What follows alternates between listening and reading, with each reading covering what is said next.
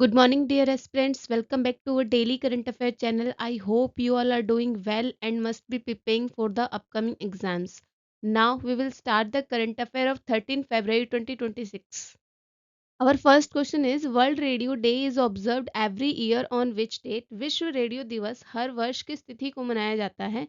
Options are option A 10 Feb, option B 11 Feb, option C 12 Feb या option D 13 Feb. Our right answer is option number D is the correct answer. 13 Feb को हम world radio day मनाते हैं और इसे UN radio की जो स्थापना हुई थी वो कब हुई थी? 1946 में हुई थी 13 फेब को. इसीलिए इसी दिन के रूप में हम इसको मनाते हैं 13 फेब को. ठीक है. और यूनेस्को ने इसे कब घोषित किया था? यूनेस्को ने इसे घोषित किया था 2011 में. तो यूनेस्को और जो यूएन है इस दिवस को वैश्विक स्तर पर प्रोत्साहित करते हैं और यह रेडियो का एक सुलभ और विश्वसनीय संचार माध्यम के रूप में इसको बढ़ावा देता है. वर्ल्ड रेडियो डे की 2026 की थीम क्या रही है? तो radio artificial intelligence, AI is a tool not a voice, इसकी थीम रही है. और ये 13 फरवरी को संयुक्त राष्ट्र रेडियो की स्थापना हुई थी इस दिन, इसलिए इसको मनाया जाता है. और यूनेस्को का जो मुख्य उद्देश्य है वो प्रसारण में एआई की सहायक भूमिका को दिखाना है. Next question number second, the revised base year for recently released consumer price index series in India is which year? हाल ही में जारी उपभोक्ता मूल्य सूचकांक श्रृंखला का संशोधित वर्ष कौन सा है? Options are option A 2012, option B 2024, option C 2020 या option D 2018. Our right answer is option number B is the correct answer. 2024 को जो है रिवाइज्ड बेस ईयर के रूप में चुना गया है कंज्यूमर प्राइस इंडेक्स सीरीज का. इस सीरीज को रिलीज कौन करता है? तो released by MoSPI, that means ministry of statical programme implementation के द्वारा इसको रिलीज किया जाता है. और ये किस पे बेस्ड है?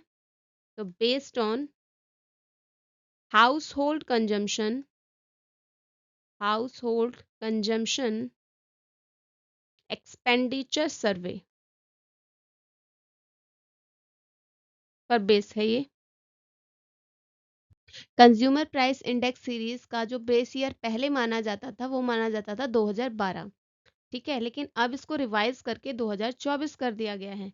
और इसके बास्केट में क्या क्या चीज़ें शामिल हैं? तो ओटीटी सेवाएं हैं, वायरलेस ईयरफोन है, pet food, air purifier, CNG, PNG, ये चीज़ें शामिल कर ली गई हैं. यानी प्रोडक्ट्स और आपके सर्विसेज को जो क्षेत्र है उसको बढ़ा दिया गया है.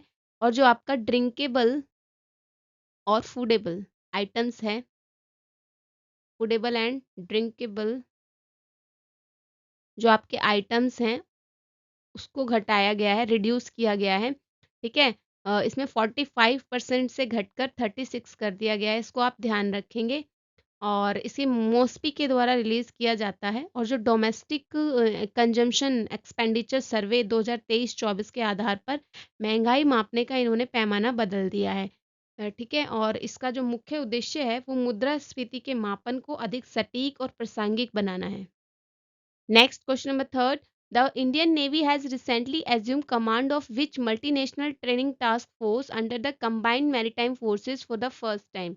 भारतीय नौसेना ने पहली बार किस बहुराष्ट्रीय प्रशिक्षण टास्क फोर्स की कमान संभाली है? Option are option A CTF 154, option B 151, option C 153 या option D 150. Our right answer is option number A is the correct answer. CTF 154 की कमान संभाली है इस बार भारत ने. ये मैरीटाइम सिक्योरिटी से रिलेटेड भारतीय नौसेना ने इतिहास में पहली बार 11 फरवरी को मनामा के बहरीन में स्थित जो कंबाइंड मैरीटाइम फोर्स है उसके तहत कंबाइंड टास्क फोर्स 154 की कमान संभाली है. इसका मुख्य उद्देश्य है समुद्री सुरक्षा, बचाव अभियान और नेतृत्व विकास के लिए जो है सदस्य देशों को प्रशिक्षण देना है. ठीक है. और इससे होगा क्या? क्षेत्रीय समुद्री सहयोग में भारत की बढ़ती भूमिका इससे पता चलती है. Next question number 4. Lakpati Bitya Yojana has been launched by which state or UT government?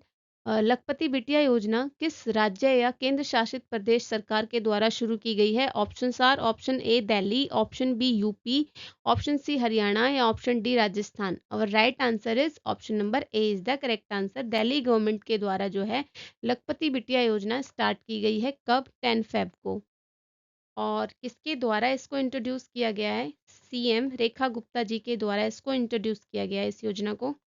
और इन्होंने ये बताया है कि जो लाडली योजना है, लाडली योजना जो कि 2008 में आई थी, उसका ही ये पुनर्गठित और विस्तारित एक्सपेंडेड रूप है। ये जो लखपति बिटिया योजना है, ये बेटियों के भविष्य के लिए स्टार्ट की गई है और इसे दिल्ली सरकार ने स्टार्ट किया है। 1 अप्रैल 2026 से ये लागू होगी। और किस योजना को रिप्लेस करेगी? तो लाडली योजना को ये रिप्लेस कर देगी। और ये लाडली योजना का ही विस्तारित और पुनर्गठित रूप है। कम आय वाले जो परिवार हैं, उनकी बेटियों को स्कूल छोड़ने से रोकना यानी ड्रॉप आउट्स और एजुकेशन को बढ़ावा देने के लिए ये स्टार्ट की गई है। और इसमें जो है पहले लाभार्थी को चरणबद्ध रूप से जो है 56,000 रुपये तक की राशि दी जाएगी और बाद में वो मैच्योरिटी होने पर 1 लाख रुपए से अधिक हो जाएगी।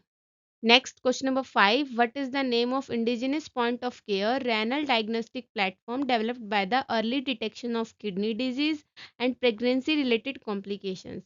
प्राथमिक स्वास्थ्य स्तर पर किडनी रोग और गर्भावस्था संबंधी जटिलताओं की शुरुआती पहचान के लिए विकसित स्वदेशी प्लेटफॉर्म का नाम क्या है? Option are option A Arogya U, option B Nephrocheck, option C renal scan या option D Proflo U. Our right answer is option number D is the correct answer. जो प्रोफ्लो यू है, ये एक स्वदेशी डायग्नोस्टिक प्लेटफॉर्म है जिसे प्रांतीय सॉल्यूशन के द्वारा स्टार्ट किया गया है department of science and tech के अंतर्गत। और इसमें किडनी रोग और गर्भावस्था से जटिलता जो है, जो भी कॉम्प्लिकेशंस आ रही हैं, उसका प्रारंभिक रूप से पता लगाने के लिए स्टार्ट किया गया है। और प्राथमिक स्वास्थ्य केंद्रों पर यूरिन, एल्ब्यूमिन और क्रिटिनिन की जो है सस्ती और सुलभ जांच यहाँ पर हो जाएगी। Next, question number 6. Which road has recently become India's first musical road designed to play a tune when vehicle pass over it at a prescribed speed? हाल ही में कौन सा मार्ग भारत का पहला म्यूजिकल रोड बना है जहां वाहन निर्धारित गति पर चलने के लिए धुन सुनाई देती है? Option are option A eastern peripheral expressway, option B Yamuna expressway, option C Mumbai coastal road या option D Delhi Meerut expressway. और right answer is option number C is the correct answer. और इसे किस नाम से जाना जाता है? धर्मवीर स्वराज्य रक्षक छत्रपति संभाजी महाराज तटीय सड़क जो है उसको बोला जाता है। ये जो मुंबई कोस्टल रोड है, ये भारत की पहली म्यूजिकल रोड है जिसमें नरीमान पॉइंट से लेके वर्ली तक इसको कवर किया गया है। और सड़क पर विशेष रंबल स्ट्रिप, अगर कोई व्हीकल 70 से 80 किलोमीटर या उससे ज़्यादा की गति पकड़ता है तो यहाँ पर एक धुन बजेगी जिसे जब जय हो कह रहे हो। ठीक है। और जय हो जो है वो स्लम डॉग का एक मूवी का एक गाना है, जय हो। ठीक है। किसका गाना है जी ये? ए आर रहमान को इस गाने के लिए ऑस्कर प्राइज मिला था। ऑस्कर प्राइज मिला था, ये भी आप ध्यान रखेंगे। और ये ऐसा किया क्यों गया है? गति नियंत्रण और सुरक्षित ड्राइविंग को बढ़ावा देने के लिए स्टार्ट किया गया है। ये है आज के आपके वन लाइनर रिकैप। इंग्लिश और हिंदी दोनों ही लैंग्वेजेस में प्रोवाइड है। अगर आप इसकी पीडीएफ लेना चाहते हैं आप तो टेलीग्राम से डाउनलोड कर सकते हैं और टेलीग्राम का लिंक आपको डिस्क्रिप्शन बॉक्स में गिवन है। इसी तरीके की एग्जाम ओरिएंटेड करंट अफेयर्स के लिए चैनल को like, share, subscribe and comment भी करें। Thank you so much for watching this video.